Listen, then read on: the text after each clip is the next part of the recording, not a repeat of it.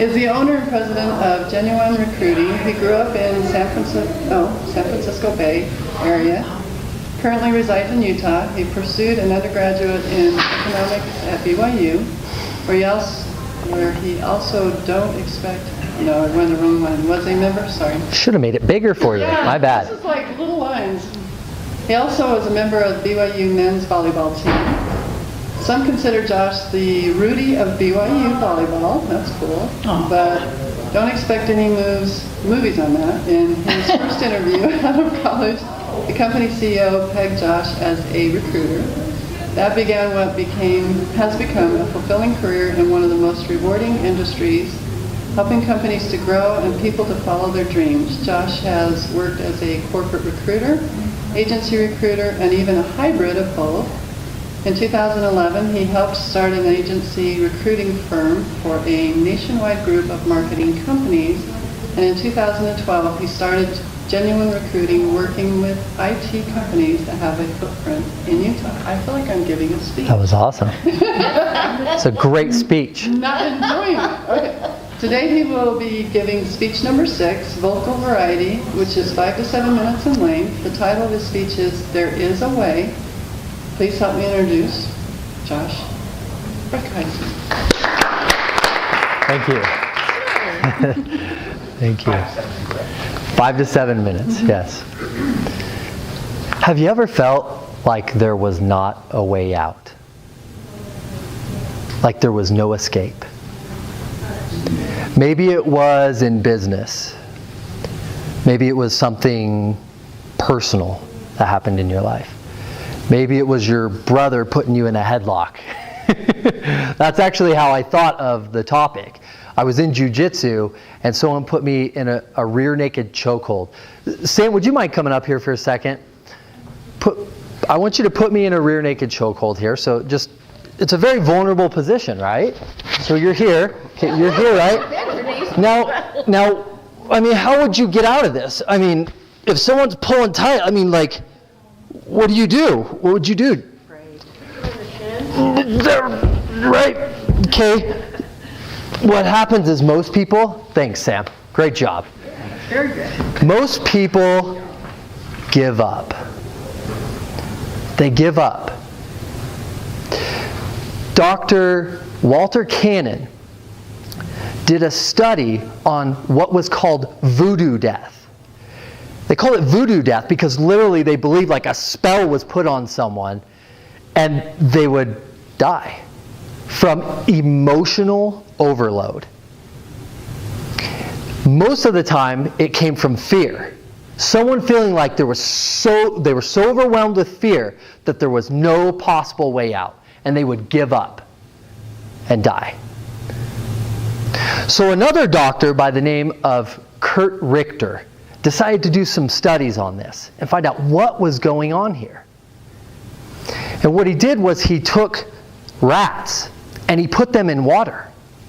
And he found that they would swim and they would fight as hard as they could, but really quickly, after about 2 minutes, they would give up and they would sink to the bottom pretty rapidly. So he conducted the experiment again. And this time when he put the rat in, he let it struggle, and then he picked it up and put it back in. Guess how long that rat swam?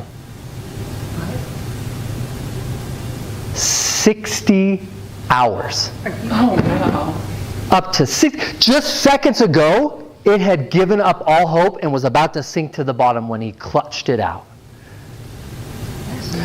The conclusion was that there was hopelessness. There was absolutely no hope.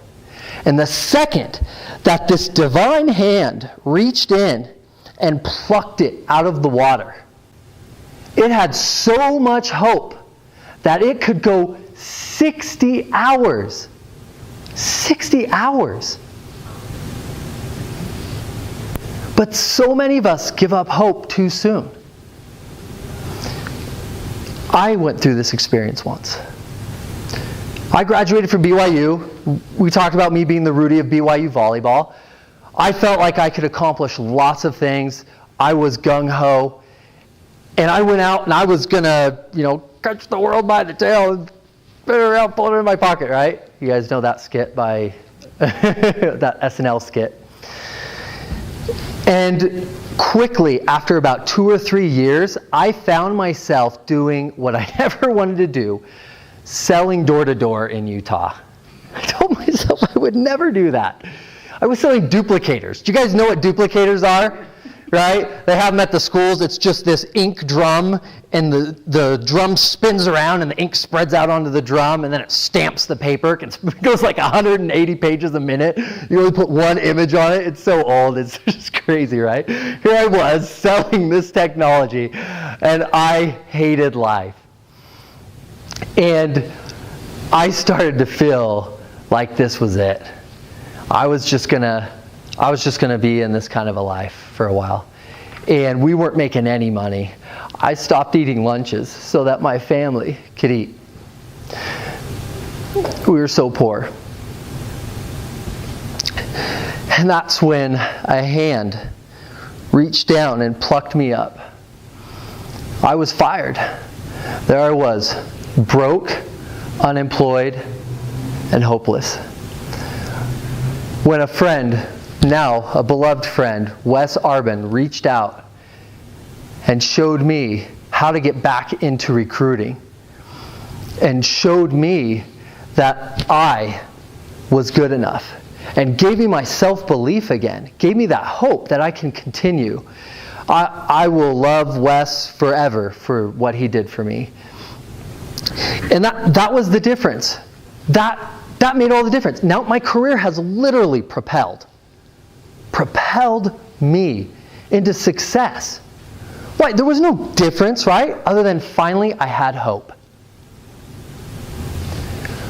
Dr. Abraham Maslow, you guys might know him from Maslow's hierarchy of needs.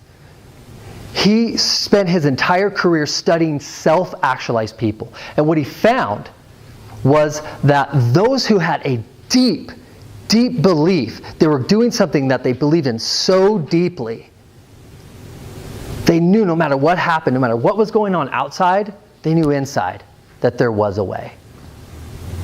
Sam, would you please come back up here? Go ahead and put me in that chokehold again. I won't hurt you, I promise. But if you knew there was a way, there's a simple way. All you have to do is look towards the elbow and step away from it. Very simple. That's all you have to do. Guys, there is a way. I know it. I challenge us, all of us, to think deeply about what's so important to us that will give us that hope and that self-belief so that we don't give up, because there is a way. Thank you. I'm Toastmaster.